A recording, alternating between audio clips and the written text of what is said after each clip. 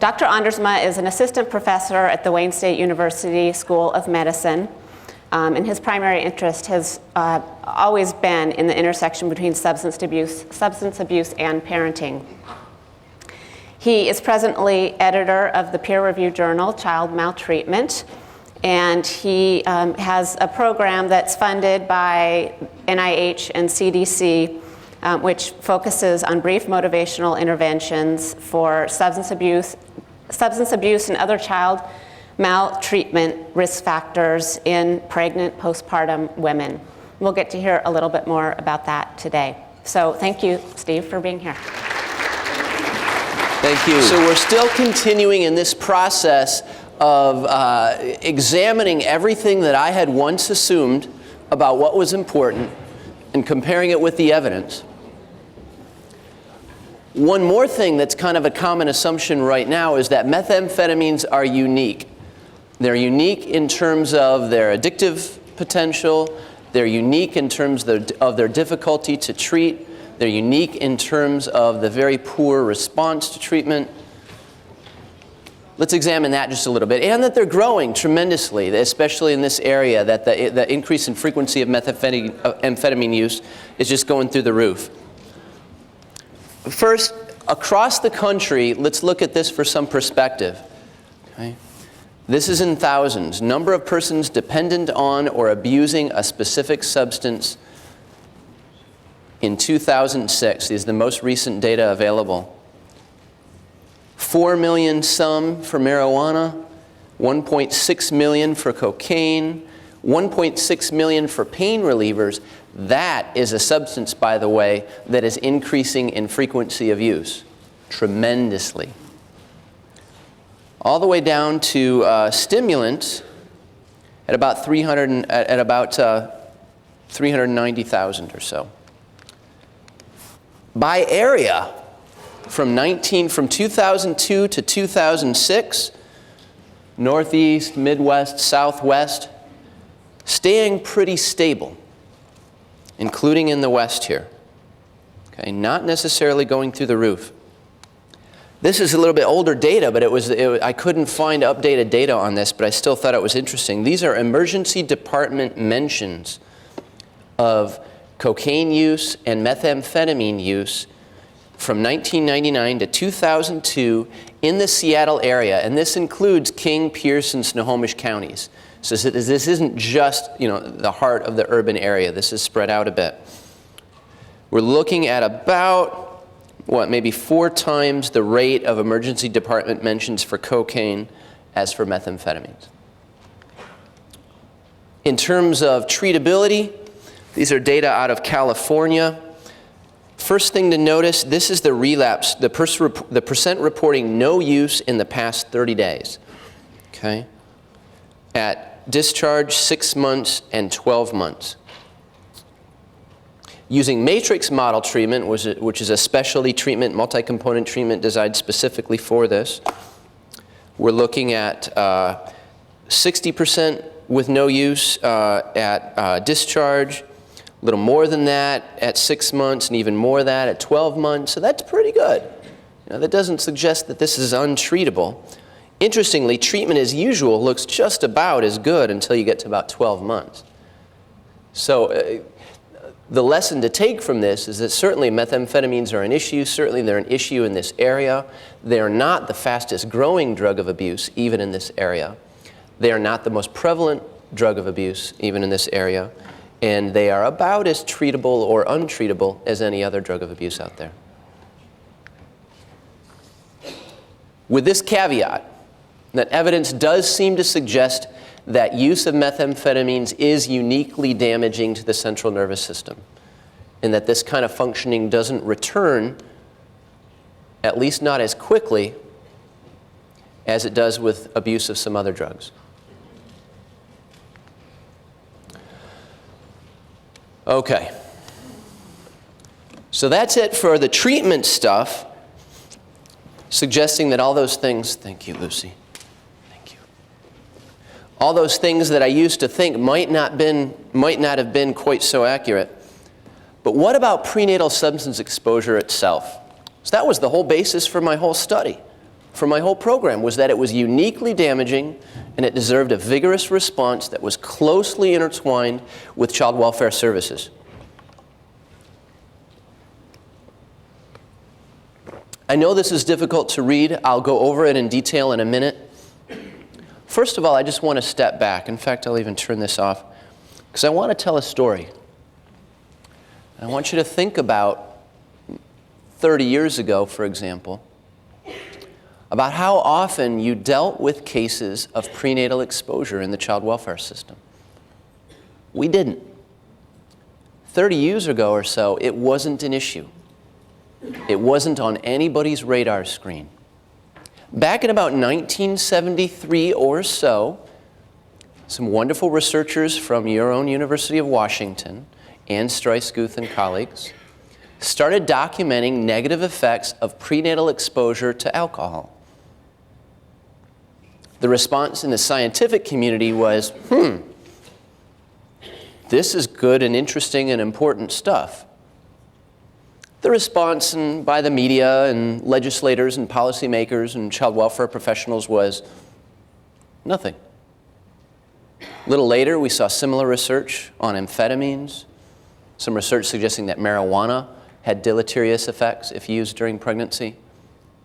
Nothing. Fast forward to the mid-1980s, Reagan years. This is when crack cocaine was on the cover of an awful lot of magazines and an awful lot of news stories. There was a lot of concern about the kind of scourge this cheap, addictive drug was going to be for society. Right about at this same time, a man named Ira Chasnoff came out with a study or two suggesting that use of cocaine during pregnancy was associated with deleterious effects on the developing fetus.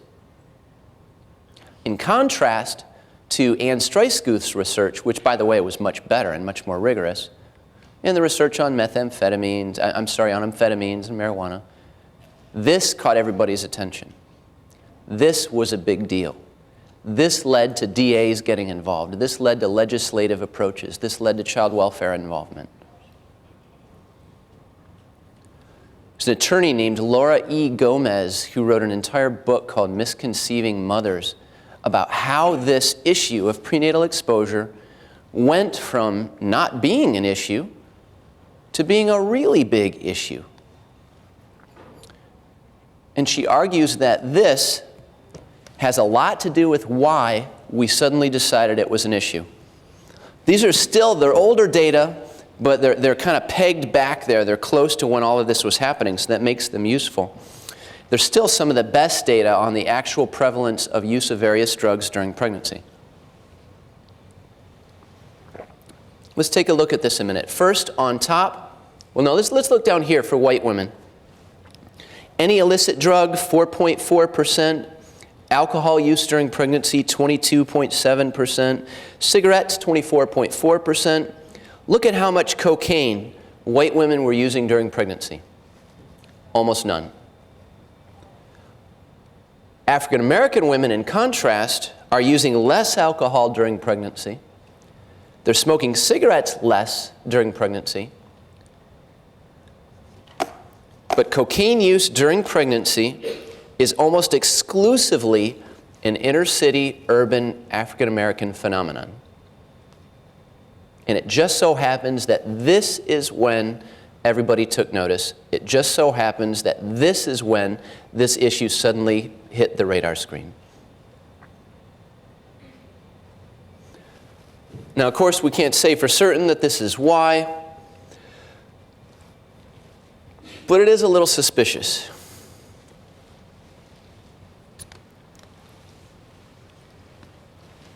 And it's important to keep that in mind, that this wasn't an issue before as we go through this. So here we are now. It is an issue. How do people deal with it? When I first started that program those years ago, I had no idea what was right. Not a clue. How strong should we be responding? Should we be doing it this way? Should we be doing it that way? I thought maybe there's a consensus out there that I can tap into that will help me decide what I ought to be doing. And so I did a survey. I surveyed the most experienced intake worker from the Child Protection Agency of 2 urban and 2 rural counties in every state. So we called them up. We randomly selected them where it was possible. Called them up and said, who in your area knows the most about what you do with prenatal substance exposure? And they said, oh, that's Jim or that's Susan. And so we talked to Jim or Susan. And we asked them some questions about what they did and how they did it. And remember, I was trying to see what sort of a consensus might be out there. What might I be able to identify? 90% of them said, yes, we at least sometimes get referrals of prenatal substance exposure. 10% said they didn't. This has got to be 100% now with the Greenwood Amendment, right? You have to report this stuff to child welfare. They decide what to do with it, but you have to report this stuff. So in terms of consistency, a consensus that I could hang my hat on and organize my response around, no luck. Okay? It's the beach ball effect.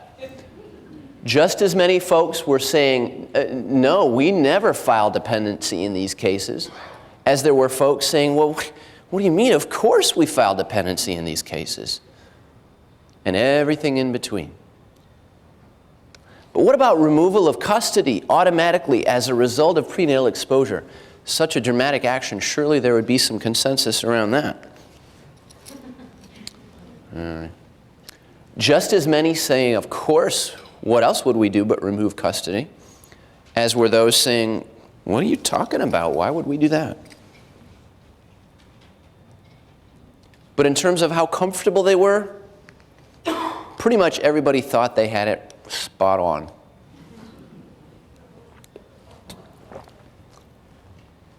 Few people thought it was too strong. More people thought it was too weak.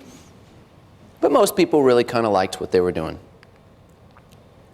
But that was only the dependency court side. What about the criminal court side? Because some folks said, oh, the DAs deal with that. So then I had to do another survey, talking to 200 DAs from urban and rural and urban fringe counties, the one that was most familiar with how they handle this. And I first wanted their opinions. Said, how bad are these things? Rate them. From 1 being not bad at all to 7 being really horrifically damaging. Please rate these things. They said prenatal exposure to illicit drugs is the #1 bad thing. Okay, 6.14, that's fairly close to being pegged at 7. Postnatal exposure to drugs, in other words, living with a caregiver who's abusing substances, 6.02. Prenatal exposure to alcohol, 5.89. Prenatal exposure to tobacco, 4.48. In terms of what they did with it, a great big bunch said, yeah, I don't really know what we do with this. About 13% said, we think that we ought to file criminal charges. About 13% of them said we ought to file criminal charges every time. Always, every case. Another chunk here said, oh, we should do it, at least half the time or more. Biggest chunk said, less than half the time, but at least sometimes. And another chunk here of 10% of them said, almost never.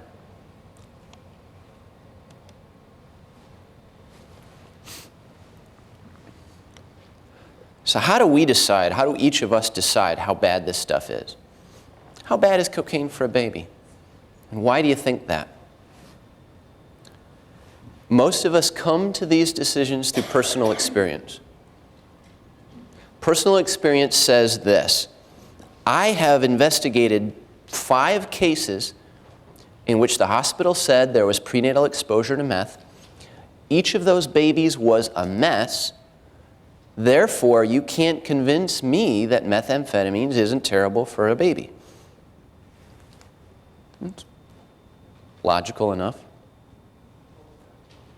Except that there's so many things that aren't being controlled for there, aren't there?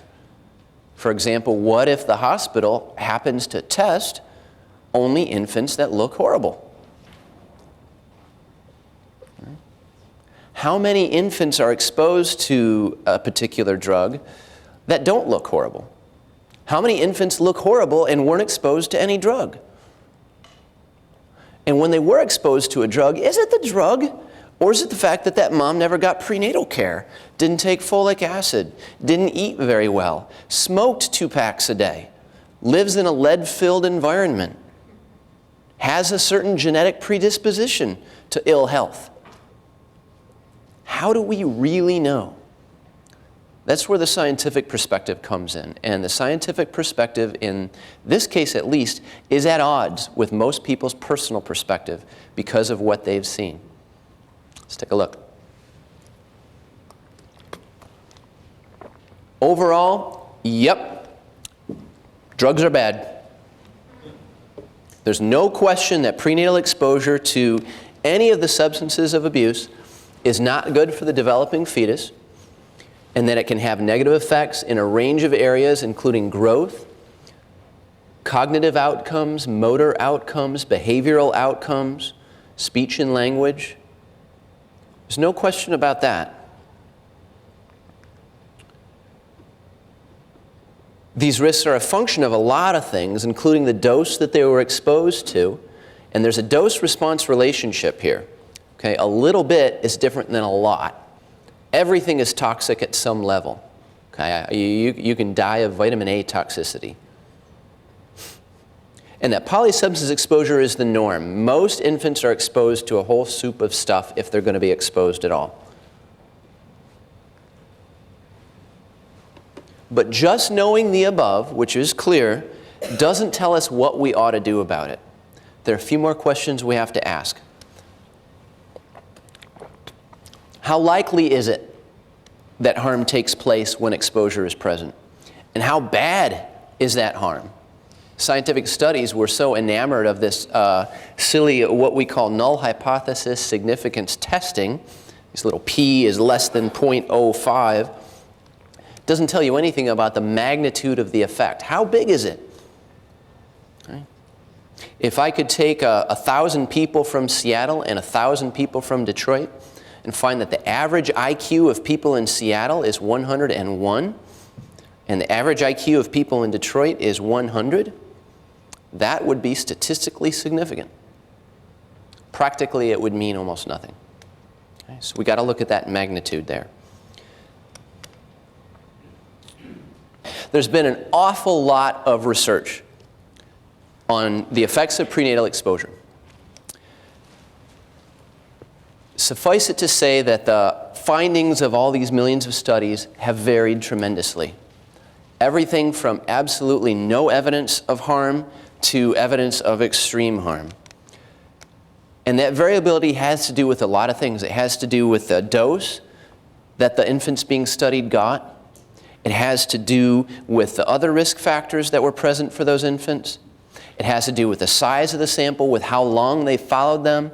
All kinds of things can get in the way of trying to figure out exactly what the effects are. So the federal government, in the agencies of the NIH and ACYF and at least one other, got together and said, we need to fund a really, really good study to answer this question. It's called the Maternal Lifestyle Study. It's been going on for quite a while, had a huge representative sample, rigorous methods, controlling for lots of things that need to be controlled for. Really, really good study. Multi-site, done all around the country. Fortunately for us, they've followed these children up to about 8 years old right now. So what I'd like to do is walk you through some of those findings. The first one is of effects at about a month old. And if I remember correctly, there were effects for prenatal cocaine exposure, controlling for smoking, controlling for all the other things that could get in the way. There were effects for prenatal cocaine exposure on 2 out of 26 possible outcomes. So on 24 tests, no difference between the exposed and unexposed infants. On 2 of them, the cocaine-exposed infants did a little worse. For opiates, it was 1 out of 26. Hyperphonated cry was the only difference. Okay? So are there differences? Yes. Are they meaningful from a public health perspective? Absolutely. Did those infants look devastated? Absolutely not. Okay. Now we get to some slides. 3 years old, this is Messenger et al. in the journal Pediatrics in 2004. Followed these children up to 3 years and looked at outcomes in 3 major areas: cognitive, motor, and behavior, controlling for all relevant things like smoking and prenatal care, etc. No effects on any measure at all. No difference between the cocaine exposed and the opiate exposed and the unexposed children. Zip. Strongest study out there. There are other strong studies showing effects. There are other strong studies showing no effects. If you had to pick one study, it would certainly be the maternal lifestyle study. And this was true even, which is a new trend now, looking not just at infants who are exposed, but at the level of exposure. Those who are exposed to a lot of this drug, or a medium amount of this drug, or a little bit of this drug. This still held up. In terms of what did really matter, well, perhaps predictably enough, things like poverty, poor maternal care, low birth weight, those are things that really mattered in terms of these outcomes. Okay, I said 8 years old a minute ago. It's actually, they're up to 7 years old in the published studies. This one, though, is just looking at behavior, not cognitive outcomes, not behavioral outcomes. I'm sorry, not cognitive, not motor, just behavioral outcomes. Controlling for all relevant factors, they did find a few effects. For cocaine, heavy use only now, there was a decrement. They were 3.6 points higher on a measure of child behavior, meaning their behavior was 3.6 points worse. This is on a scale that ranges, that has a mean of 100, ranges for all practical purposes from 60 to 140. So it's just like IQ, right? The mean is 100. That's an average IQ. IQ of 120, you go to med school. IQ of 140, you become a social worker or an attorney or a CASA worker.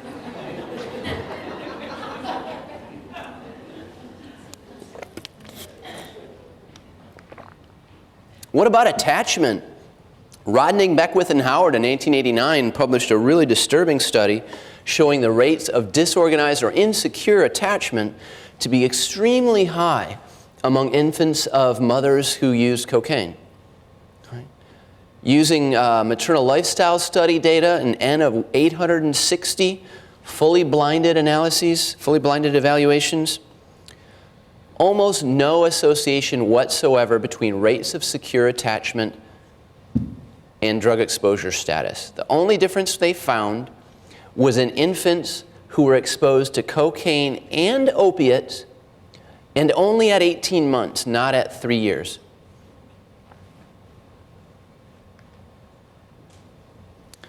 Okay, but whoops, hold on. What about amphetamines, methamphetamines? Right? This wasn't part of the maternal lifestyle study. They can't address this stuff. There's some real similarities to the way methamphetamines have been presented in the media and the way that cocaine was presented in the media back in the 80s.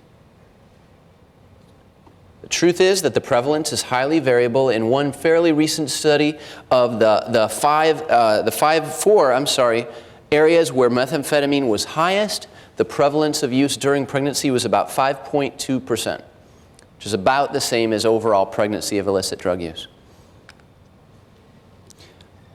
In terms of prenatal meth exposure and neonatal neurobehavioral outcome, a study in 2003 found no difference in birth weight between meth-exposed and unexposed infants.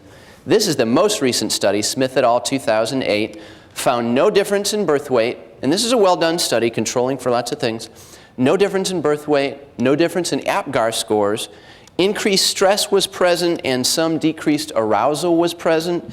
This represented significant effects on 2 out of 19 outcomes.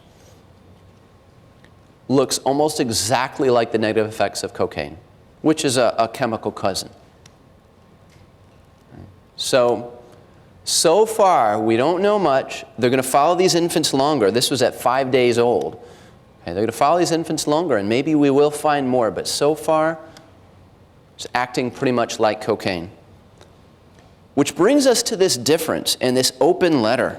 Back in 2005, a guy named David Brown David Lewis from Brown University spearheaded an open letter It was signed by 200 and some scientists, I was lucky enough to be one of them, about the way methamphetamines were being portrayed in the media. This letter highlighted some of the ways that the media was talking about this in terms of meth kids, infants like limp dish rags. There's no telling there's no telling what sort of havoc this is going to wreak on these infants. Okay? A lot of pretty scary stuff. This is what David Lewis had to say in this particular letter.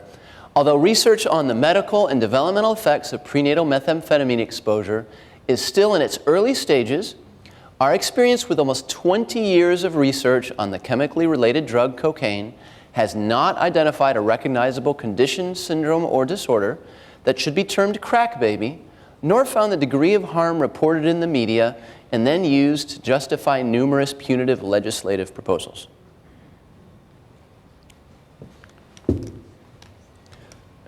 Further, in terms of the term addicted to meth, addicted to cocaine that gets bandied about, Lewis had this to say: in utero physiologic dependence on opiates, which is different than addiction, known as neonatal narcotic abstinence syndrome, is readily diagnosable and treatable, but no such symptoms have been found to occur following prenatal cocaine or methamphetamine exposure. Okay. You can talk about methamphetamine-exposed infants or affected infants, perhaps, but not addicted infants. So at the end of the day, effects are certainly inconsistent across studies, all depending on the sample, on how much exposure we're looking at. Okay. But this is the best way to summarize it, that overall effects are small. There are effects that are present, but they are subtle. They are not always present, and they are of a small magnitude, typically, and this was Jacobson's prescient estimate back in 2005, with IQ differences, et cetera, of between 3 and 6 points.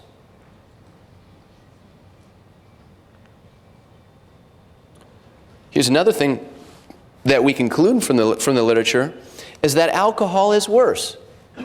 We know this from some of Anne Streisguth's work and the Jacobson's work and many others. If I'm a fetus and I have a choice between cocaine and alcohol, I'll take the cocaine. Further, if I'm a fetus and I have a choice between cocaine and tobacco, it's a toss-up. You pick. So here's the summary. Negative effects are clear when you look at all drugs together. You put them together, say, are these things in their polysubstance exposure having a negative effect? Yes. Are they devastating generally? No, unless it's a heavy exposure to alcohol. And they're comparable in magnitude to those of alcohol and less than those of tobacco. I'm sorry, comparable to tobacco and less than those of alcohol.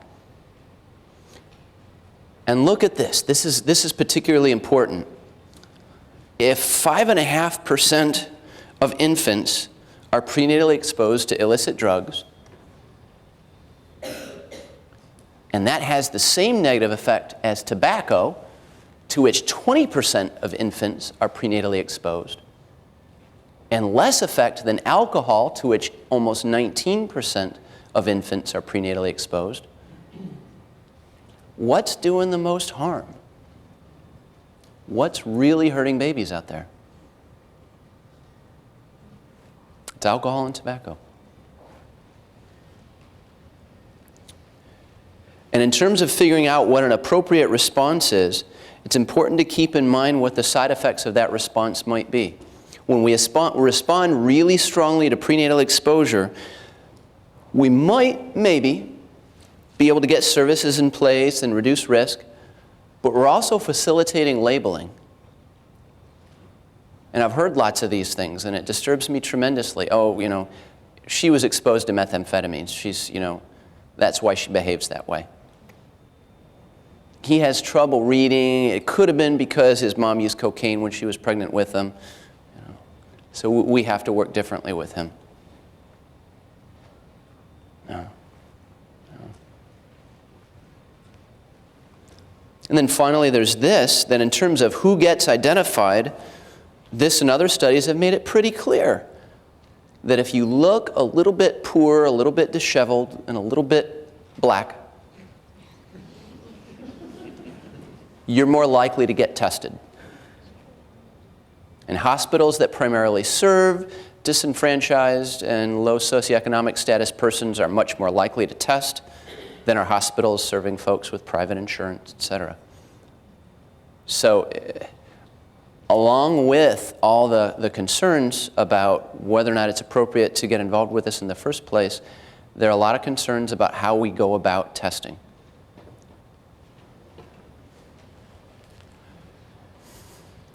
It comes down to this, I think, that you have to ask if prenatal exposure to a substance is abuse or neglect. In and of itself, is it an act of abuse or neglect? If it is, if that's abuse by itself because you're damaging the fetus, why is not tobacco exposure abuse or neglect? Why is not using alcohol abuse or neglect? So then if it's a risk factor, it's just a risk factor, and we get in there and we get involved if there are other risk factors present, why don't we do the same thing with maternal depression? Say, oops, risk factor present, we're going to go in there and do an investigation, and if there are additional risk factors, we might take that baby. So tough questions. Not that I think there's an easy answer out there. Okay? I happen to believe very strongly that we shouldn't have a child welfare response for smoking, that we should have a public health response. We should be screening and educating. And I happen to believe very strongly that we should have a child welfare response for physical abuse, sexual abuse.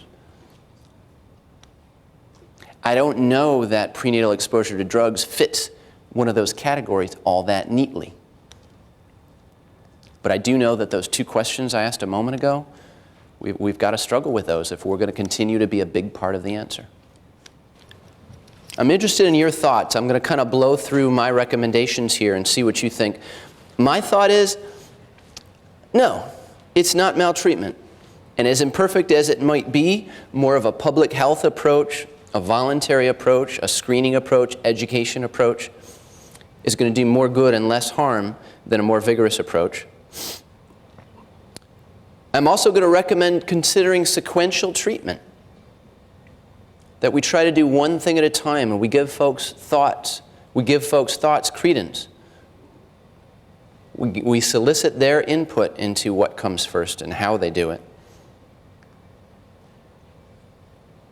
I recommend that we strongly consider motivational interviewing and other brief intervention approaches as a way to engage families and as perhaps one piece of a sequential treatment approach. And here's one that can be controversial. I'm going to suggest that we give real thought to a harm reduction approach. And that is acknowledging simply the truth that treatment or no treatment, a lot of parents are going to use substances, and a lot of parents are going to relapse, even those who get clean. Given that, do we then spend some time teaching them how to limit the harm associated with their use? And I'm not sure what that would look like. Perhaps making sure they had better parenting skills so that the times when they weren't using were more positive. Make sure they had a safety plan in place for their child, so maybe sometimes when they knew they were about to fall apart, they would take the child somewhere safe. Perhaps enhanced and extended monitoring rather than just letting folks go. Another recommendation is to seriously consider contingency management in child welfare. You don't necessarily need money to provide clear reinforcement for something that people do. All kinds of things can be contingent upon the behavior that you're looking for. There's an awful lot more I could say, and if you're interested in more on substance abuse in general, I would encourage looking at some of these websites, drugabuse.gov, that's NIDA's website, SAMHSA.gov, and motivationalinterview.gov. And most of all, I'd encourage you to just agree or disagree, to think about some of this stuff and think about whether or not we can do better. Any questions or comments at all? So if I hear you right, are you saying that for the children that end up going to PIC who are there possibly up to 2 weeks, I'm talking about infants, not eating well, napping, won't wake up, maybe some whatever other kind of problems they may be having, that's not necessarily associated to what they were exposed to, but more to maybe the lifestyle of the mother? Excellent, excellent. Thank you. In case you couldn't hear, she's saying, and you're referring to the PIC, the Pediatric Interim Care, am I right? Yes. Okay, those who after 2 weeks aren't eating well, aren't feeding well, aren't sleeping well, a number of things.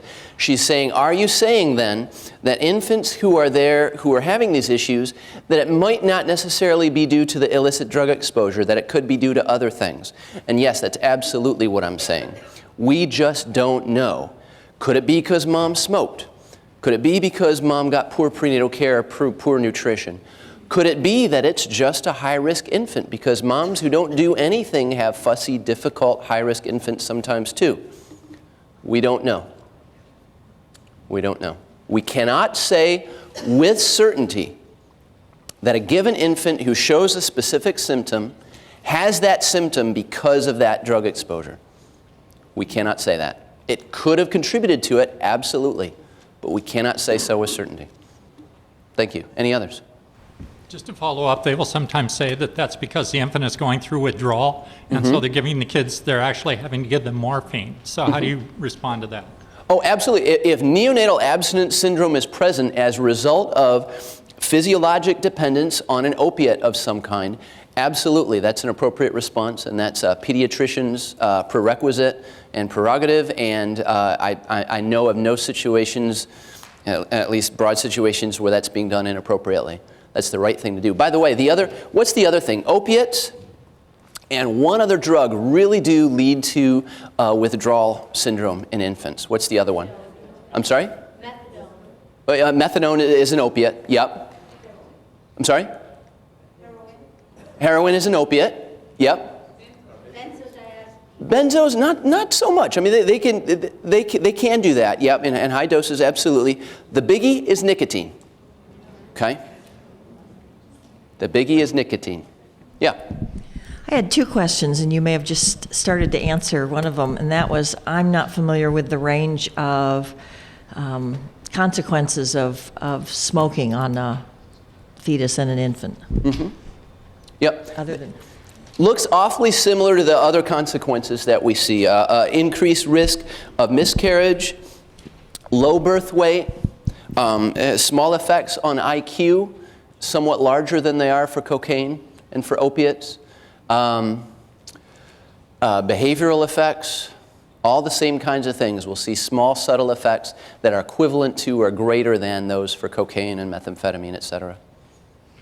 My other question is related to, I mean, I haven't gotten involved in this, but I have been following some of the discussion around the issue of how high our incarceration rate is in the United States. And I'm just wondering if you have ever presented this sort of thing to public policymakers, and I mean, what kind of response do you get? I mean, this is pretty radical that we're supposed to give up the punishment model and a few other things, so. Yeah. Wonder what kind of response you're getting. I've done it a number of times to different groups, Children's Administration folks, Children's Services folks. Just yesterday I spoke to a bunch of judges, a bunch of dependency court judges, and got about the response that I usually get, which is, wow, this is really different. This isn't what I thought, but I need to think about this. I never thought about it that way before. That's the typical response. Thank you.